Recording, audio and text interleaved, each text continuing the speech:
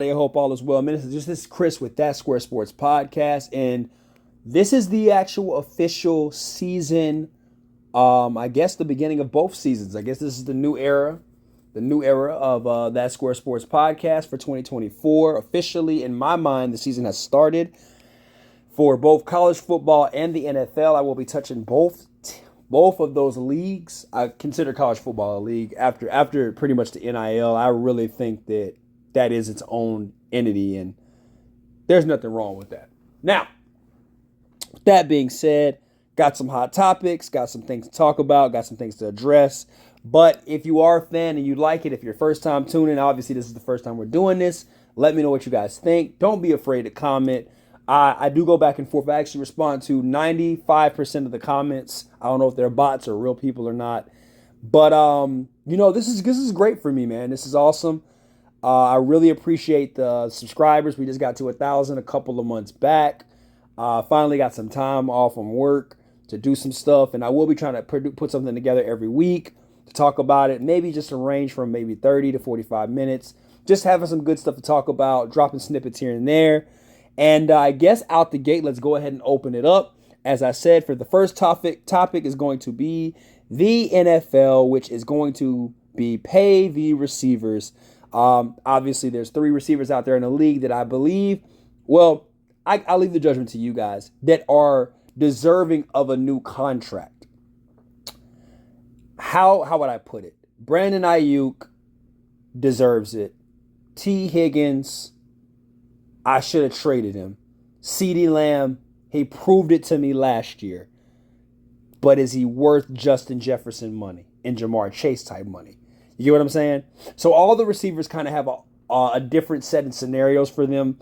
I'm going to start with CeeDee Lamb first. I think because he's the Cowboys receiver, number one receiver, obviously you're kind of forced your hand.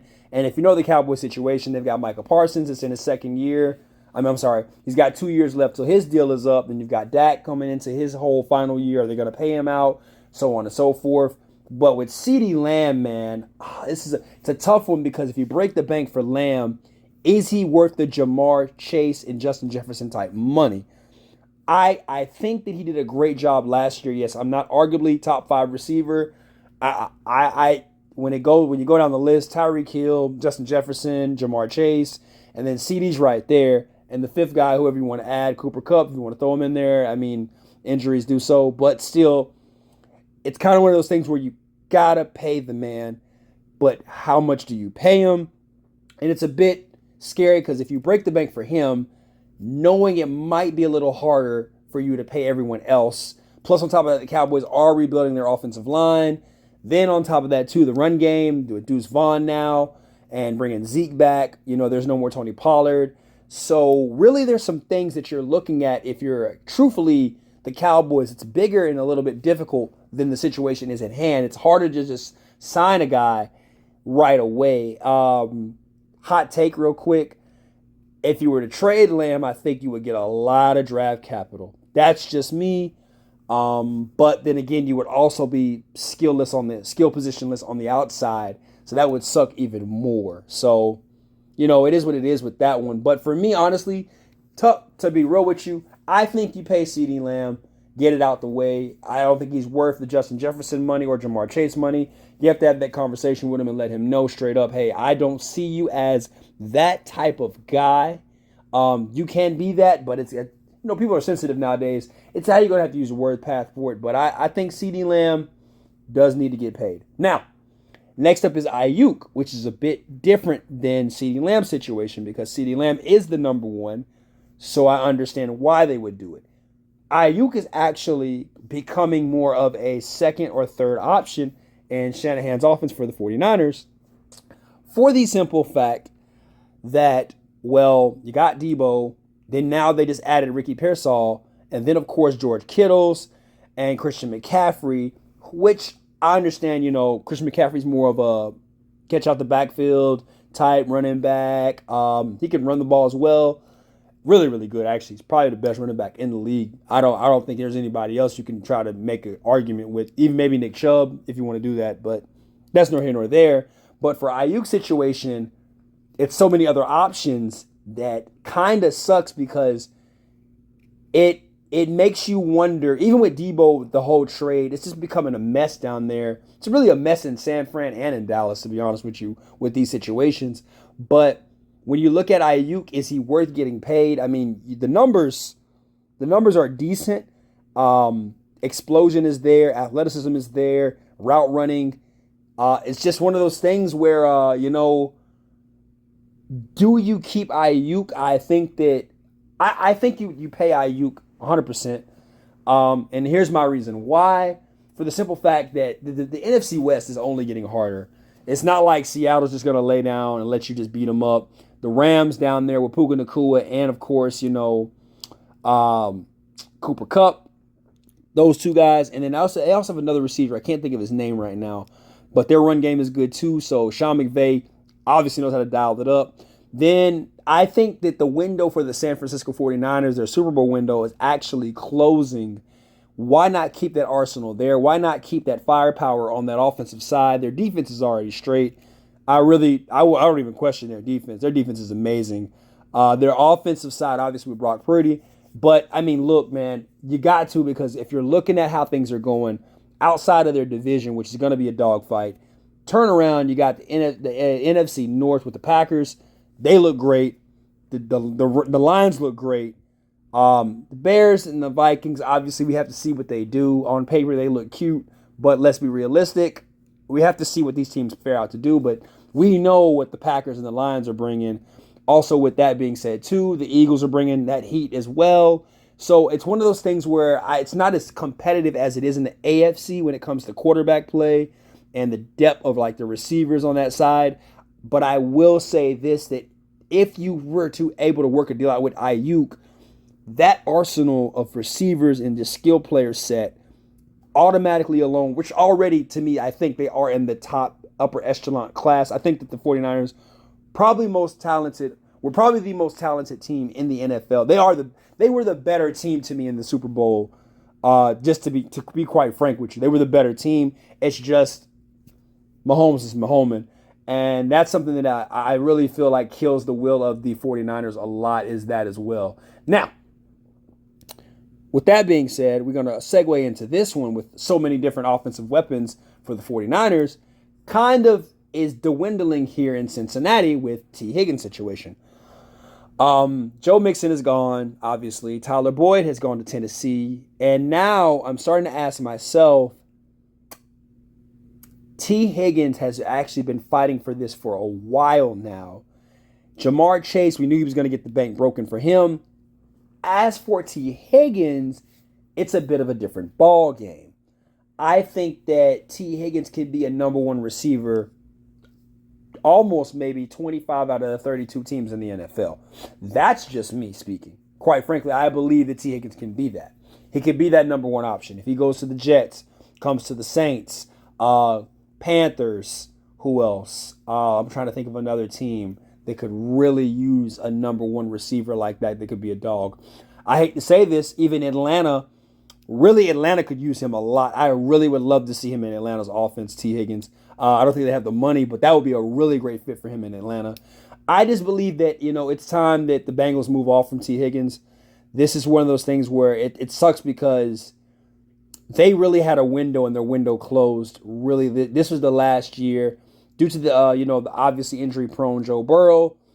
The offensive line was not protecting him as much, as good. It got better as the season went along last year, but then he also injury-prone Joe Burrow. That's what he does.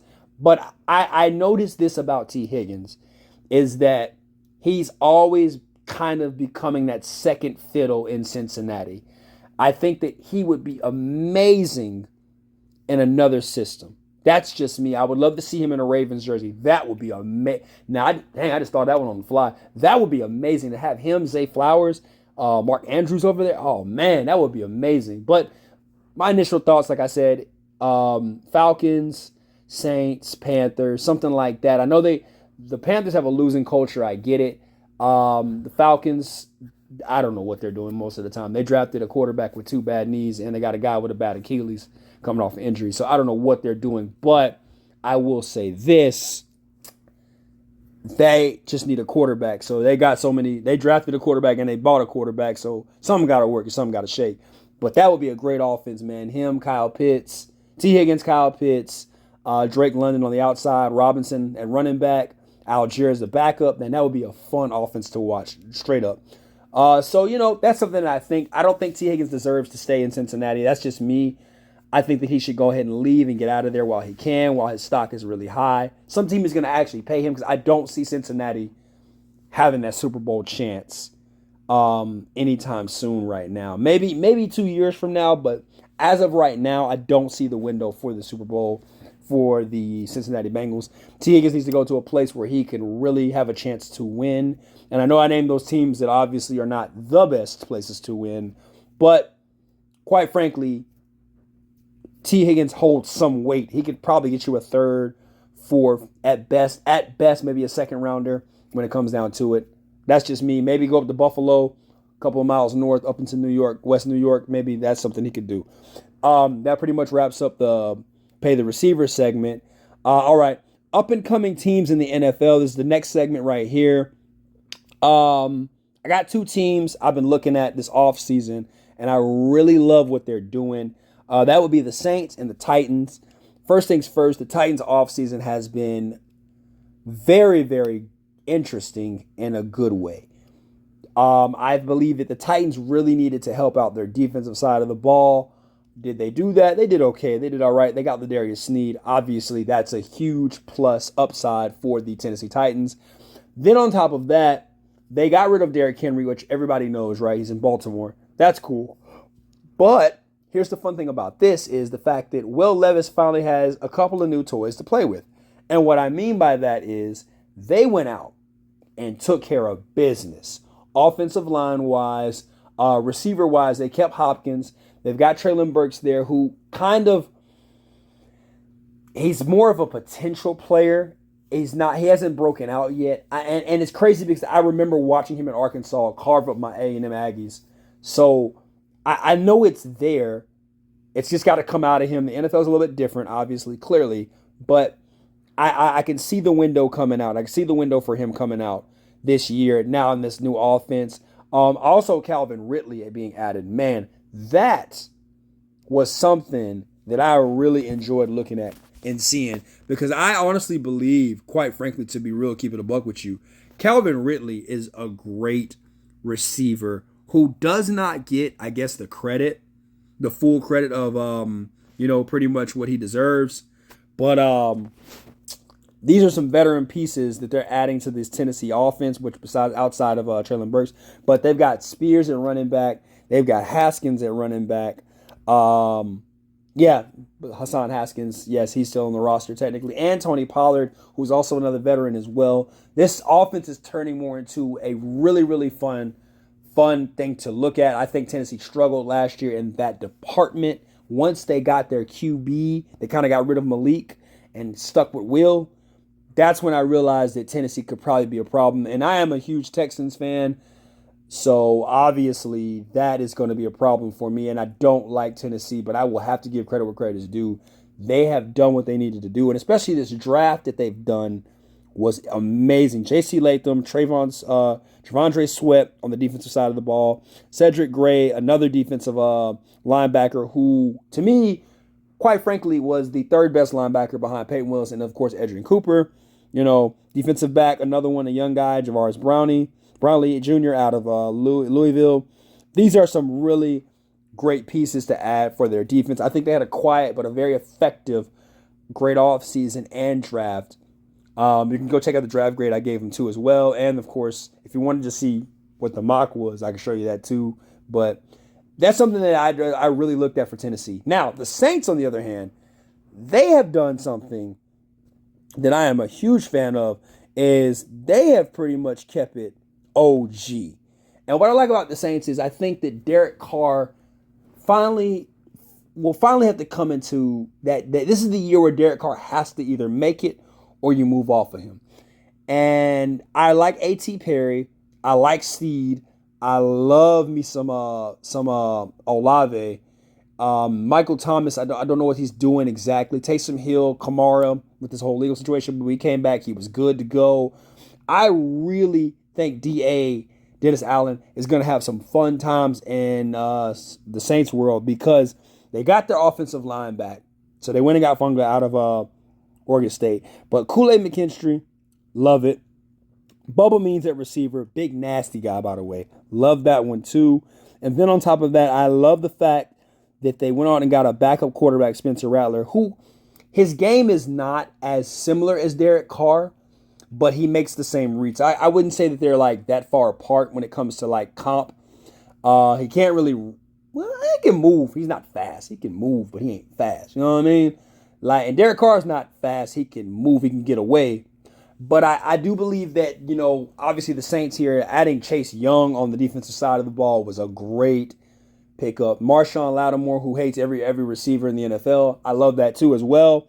I think that this team, especially in the division that they're in, because the Panthers are trying to find themselves. The Falcons don't really understand what quarterback situation they're going to have. And the Bucs are the only real threat at Baker Mayfield. So I really think that it's just pretty much them two right now, the Saints and the Bucs in that division, where it's pretty much up for grabs. And I can see the Saints winning this division. That's the scary part about it. It's not scary. I mean, if you're a Saints fan, who dat? If you're not, then I can also understand why would you even care about this segment at all if you're a Saints fan, because your team's probably making some great moves, which, by the way, drop in the comment. Let me know who your team is and who you're rolling with. And if you think your team is going to go all the way, explain why. Just explain why. Explain why. But I really feel like the Saints actually have a legit window here, especially with the NFC not as deep as the AFC. I don't think the Titans are going to go all the way to the Super Bowl. No, I'm not saying that. Maybe a playoff appearance. That's really a big step for what they were last year. So I think a playoff appearance, maybe a playoff win, that's their ceiling. Maybe they sweep the Jags this year. I don't know. Something like that. Something crazy like that. But when you think about the Saints, like I said, man, they just went out this year and got Chase Young to help out Cam Jordan on that side, because Cam Jordan is up there in age. That D-line is going to be straight dog. That's going to be nasty, especially with Lattimore in that secondary. Kool-Aid McKinstry. Forget the injury. Just Kool-Aid McKinstry going to be nice, boy, in that defense. I like that a lot. So, that's just me. Now, OTA reports. This is another segment here. This is going to be a quick one, maybe like 2 or 3 minutes. Real quick, Bears, obviously, Caleb Williams was having some struggles. He's actually come a long way. He actually looks pretty good. Commanders, same thing with Jay. Well, no, it's not the same thing with Jayden Daniels. They said Jayden Daniels was the man up there in Washington. So that is a plus for y'all. That is a good thing. Browns, looks like Deshaun Watson is somewhat mobile, visible. He's doing something with that shoulder, which is really kind of, as a Texans fan, I'm happy, but I'm also sad because without Deshaun, it's crazy that I'm saying this. Without Deshaun, there would be no Stroud. So I have to kind of give props where props is due. But like I said, outside of the QB play when it comes to the Browns, Nick Chubb is finally getting somewhat. He's actually running in a straight line. Not at full speed, but at least he's getting back to basics from the injury reports on that. Also, on top of that, we've also had the things with Aaron Rodgers get training camp with the Jets, which is weird. Then, of course, Cincinnati with T. Higgins. We talked about that. We touched that one real quick. Cowboys with their mess. 49ers with their mess. Outside of that, it looks like Sean McVay is loving his draft picks, which, it's crazy. He actually had a first-round pick this year in the draft. But he actually loves his draft picks, which is great. Like, I honestly think Sean McVay should keep all his draft picks, because he actually does a good job drafting. He's not bad at it. He's really good. I like that. Patriots, obviously, they are worth it. 3 quarterback system. Zappy, May, and Milton out of Tennessee. Obviously, they said Milton has a strong arm. It looks like they'll probably push more towards Drake May as the starter, which is acceptable because they did take him, so I understand. That does make sense. Also, my Texans, I got to talk about them. Throw my boys in there. Mixon looks good. Diggs looks great. Collins, good. Tank Dell is healing back. The defensive side of the ball, we all right over there. We're gonna be fine. Now Trevor Lawrence just got paid. I will talk about that too as well. He's really paid off pretty much his potential from what he did in college. But OTAs wise, he looks like Trevor Lawrence. Chargers, same thing. Jim Harbaugh doing what he does. There's really no big reports here outside of the main ones that we kind of touched up, with obviously the Deebo Samuels being traded but also not traded at the same time for the 49ers. And then, of course, the Cowboys, Michael Parsons, not believing they're going all in. I understand that. That I get that. I get that. That's okay with me. Stuff like that. I mean, obviously you have your own opinion, but he has to learn to be quiet because people blow things out of proportion. Well, that sums up the NFL. Guys, let me know in the comments too if you got anything you want to talk about.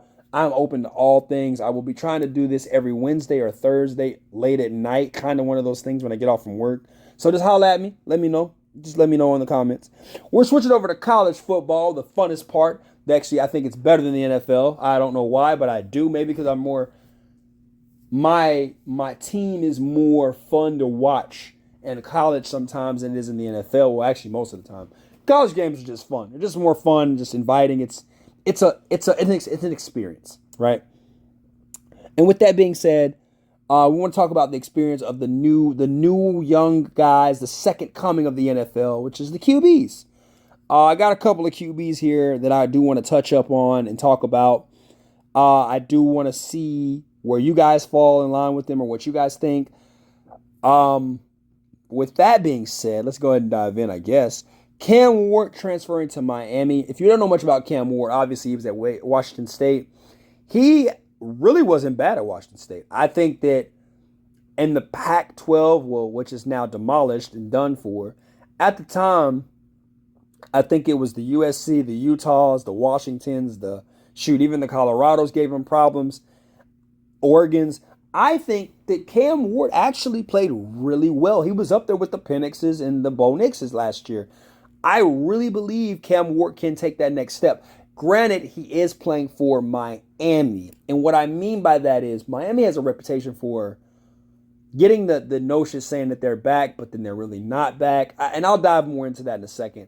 I think that, Mario Cristobal and the boys down there, the offensive line head coach, pretty much that's what he is. Running the ball is going to be very effective for the Canes. I think Cam Ward brings that offense because Van Dyke was not good towards the end of the season for the Canes. So I just really didn't like how that all ended. It was pretty bad. So Cam Ward coming in from Washington to Miami is gonna be one of those things where you keep an eye on it because he's such a great player and fun to watch that he can really blow things up. And I wouldn't be surprised, too, if his draft stock rises because of the situation of what school he plays for. Not many people were watching Washington State. Let's be realistic. No one really watches, that type of football. Even when Washington was winning, the bigger school, people they still kind of side-eyed it like, Michigan might beat them or Texas got a chance. You know what I mean? They kind of side-eyed the whole idea of Washington being Washington. And then Washington State was just the little brother. So obviously, clearly, you know what I mean? It's not like they were making a huge impact, even though Cam Ward was that bright spot on that team. Now, next quarterback is Quentin Ewers, obviously University of Texas. Guy's vegan, whatever he wants to be, new haircut, new lifestyle, lost a lot of weight. I don't really care about all that, but I know y'all do. Antics 10. I'm a huge Aggie fan, so obviously, clearly, this Texas segment is going to be real short with me. I can't wait till November 30th when y'all play on my birthday. That will be fun to watch. We're gonna beat the hell out of the Longhorns. Now, enough of that talk. But honestly, though, X's and O's wise, Quentin Ewers is up there too as well as the top five to QB, top 10 QB, however you want to put it.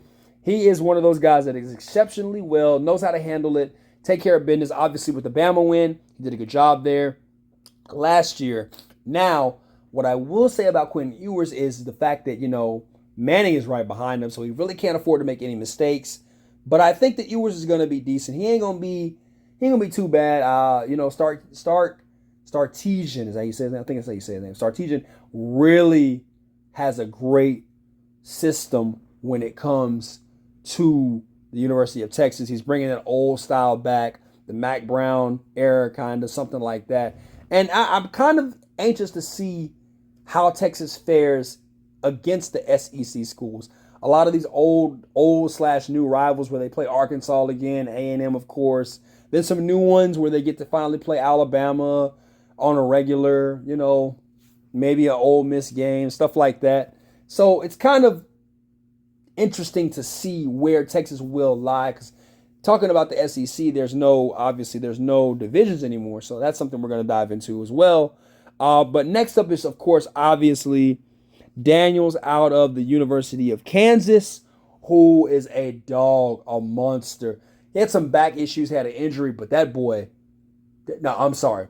That's a grown man. He looks like a kid, but that's a grown man out there on that field. That dude is a vicious player. And I really like him. I think he's really good. Outside of the injury last year, I think he's going to get some recognition big time. Even I could say, on record, I could say this, Kansas would be and will be a problem in the Big 12 now, more because, Texas is gone and OU is gone. So that really gives Kansas State, schools like that the edge to be the top dogs when it comes to the division or Power 5 conference, however, especially with this 12-team playoff, which I will definitely dive into next week a lot. But, yeah, man, I really would not mind checking out. If you're a fan of just Daniels, go watch him. Best game to watch is probably the West Virginia-Kansas game. Just the way that whole game was amazing. That game was amazing, 100% from start to literally finish. And that's Daniels right there. Jackson Dart out of Ole Miss. A lot of those players are gone. Trey Harris is probably the only player at Ole Miss, which is still a question mark even with that. But, man, Ole Miss has really produced a lot of really good players.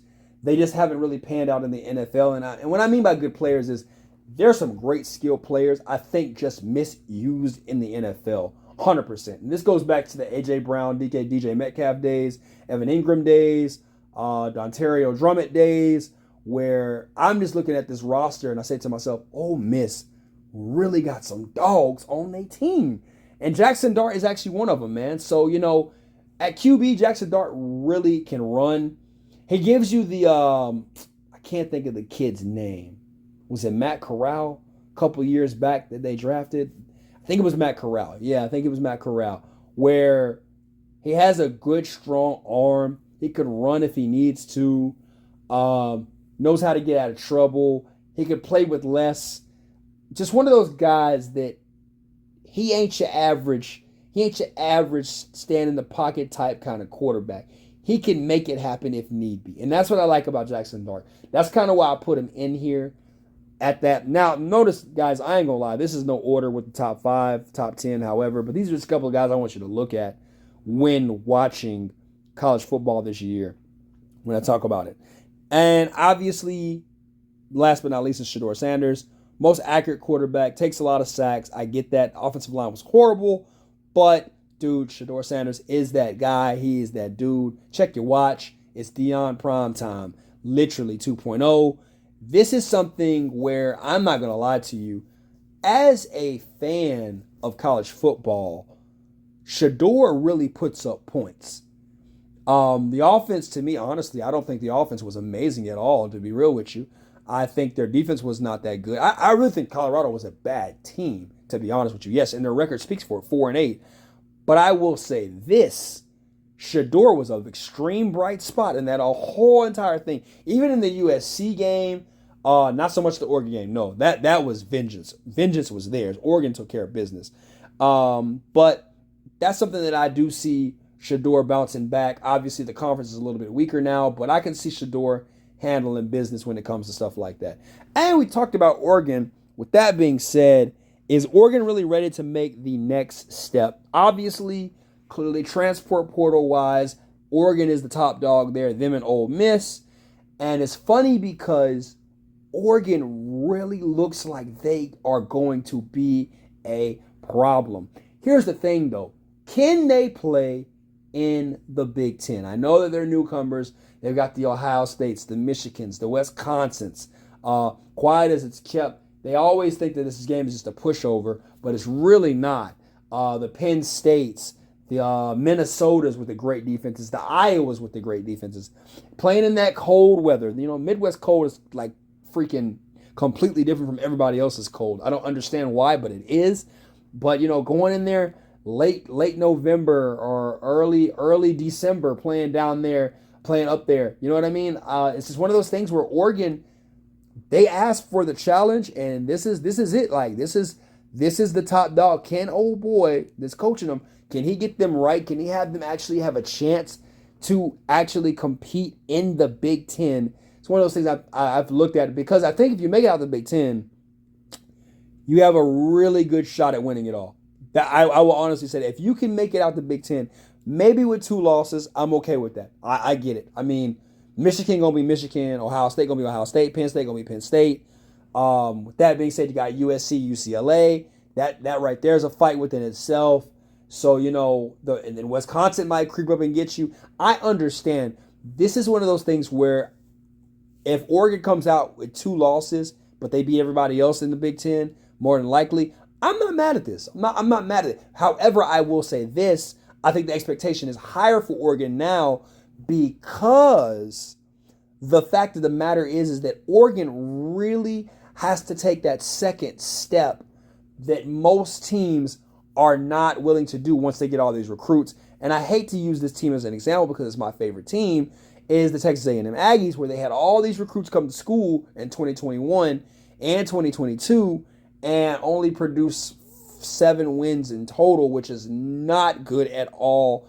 And it was a dumpster fire, and Jimbo Fisher should have been burned immediately after all that nonsense. But I don't want that thing to happen to the Oregon players either. I mean, the Oregon coach, because I believe that he's really doing a good job. And he should have went for the Bama job, but I guess he wants to create his own legacy because he's getting SEC kids to come up to the West Coast and play some ball. So I really see the direction. I see the talent. I see the drive. I am ready to see what Oregon really does. Are they really ready to make the next step? You guys let me know in the comments if they're really that school, they're that team that could honestly come out of the Big Ten and probably, be the best in that. That's really one of the things. I guess I'm asking is, can they be the best team, or are they still behind the Michigans and the Ohio States? You know what I mean? That's a better way to look at it.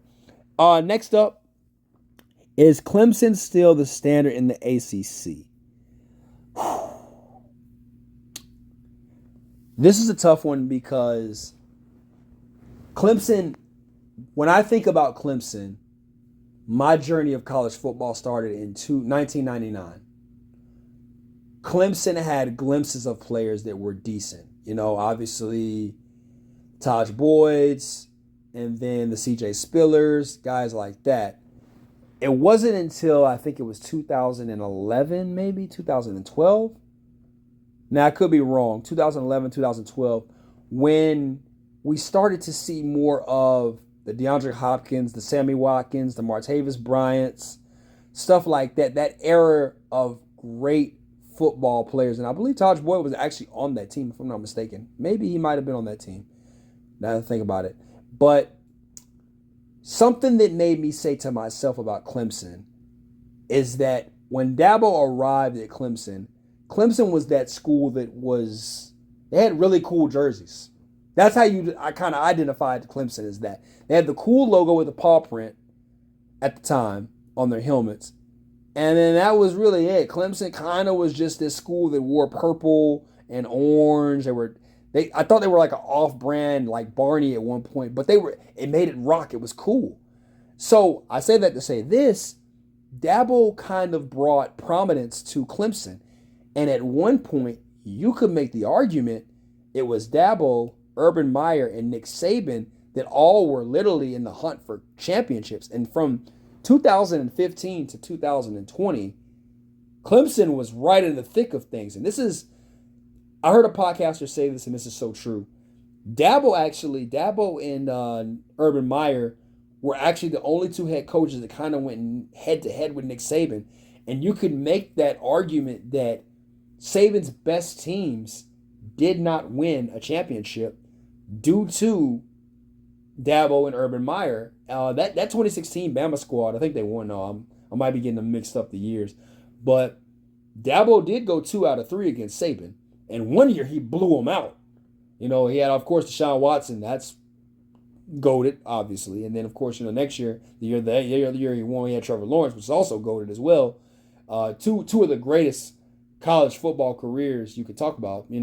Obviously ain't nobody touching Joe Burrow at quarterback, but I'm just saying these are things that I look at. And the reason why I say is Clemson still the standard of the ACC. Well, Dabo, like I said, he's created a really prestige environment where Clemson kind of should be number one and should be dominating the ACC.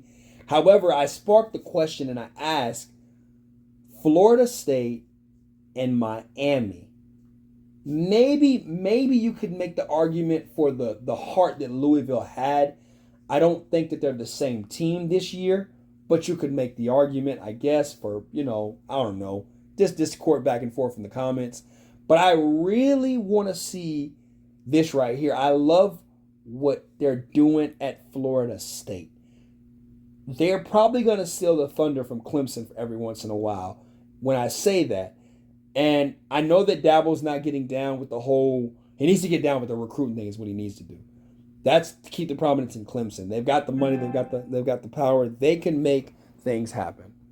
But what I really want to see more of, because you can make the argument too. Miami's made some changes as well in their whole arsenal, but then again, it is Miami, and I hate when they say the U is back after they win like 2 games. They beat like William and Mary, and then they turn around and beat like a Pepperdine, and now all of a sudden, oh man, Miami's 2-0. What are we gonna do? They're playing against Florida State in week 3 for this Labor Day weekend game or something like that, and then they get blown out or they lose or they blow it or they actually do win a game, and then they turn around and lose to Wake Forest or Duke or freaking Vanderbilt, something like that.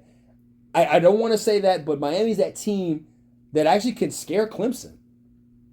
They could actually blow them. Well, I don't think now that one win is going to blow your playoff chances because it's a 12-team playoff. But I think it could mess your seeding up in your 12-team playoffs. So that's what I do look at when I do think of that. Florida State, though, I think Florida State and Clemson are right there when it comes to it, due to the fact that Florida State has won a championship in recent year. Well, in the last 11 years. Oh, it's been a minute. About 11 years, 10 years ago. Within the last 20 years, Clemson and Florida State has won a title, both of them. But I do see the prominence of Florida State. Obviously, if Jordan Travis didn't get hurt last year, it'd be a whole different ballgame. We're probably talking about a completely different scenario set of college football. But when I think about it, the standard was Clemson. I do believe it. I believe it's past tense. The standard was Clemson. I don't think that Dabo's running the program into the ground. I think that a lot of people are finally catching up and they're finding ways to compete with Clemson because they were the standard. You know what I mean? Just like how Alabama was in the SEC, just like how Ohio State was in the Big Ten. Same thing with USC in the Pac-12 at the time. When you thought about those Power 5 conferences, you thought about those schools running the industry. And now they're gunning for it, and that's pretty much what they have to do. They have to dethrone Clemson, Florida State, to become the top dog in the ACC. It's not like it's a back and forth fight right now, because Clemson, I think, still is. Well, Florida State had a great year last year. They did win the ACC championship last year, so we can make that argument. If not, you know, it is what it is. And last but not least, before I sum this all up, the SEC has a new look without divisions. This is real short, probably 2 minutes. We could do this real quick, and I'm going to call it quits. I think the new SEC added Texas and Oklahoma. As an A&M fan, it's kind of fun to get those rivalries back because I hate them both equally. But man, I hate that the fact that Alabama's not playing Ole Miss this year, but I do love the fact that Alabama's playing Georgia this year, which is great. That is some good cable TV. That is going to be fun. Obviously, people believe that the SEC is the best conference. I think last year was the first time where we might have seen them kind of regress. I think this year adding Oklahoma and Texas kind of gives the nod more so towards the SEC again. I'm not really against or with it, but I do think that a lot of the rivalry games will be done for. But I always look forward to a couple of rivalry games when it comes to the SEC, which is Ole Miss and Arkansas. Of course, I love watching that one. Arkansas and A&M, they brought that back. Obviously, I love beating Arkansas. Who doesn't? The Texas Alabama game, OU finally, getting back against Arkansas. That will be fun. That's gonna be fun to watch. Then of course you got your Georgia Auburn game. I love to look at, which is probably still gonna be the same.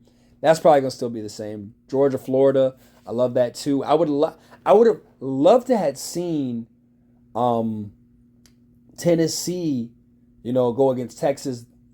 Create a new rivalry, Battle of the Orange, some crap like that. That would be fun. I haven't checked the schedule, but that would be a good one.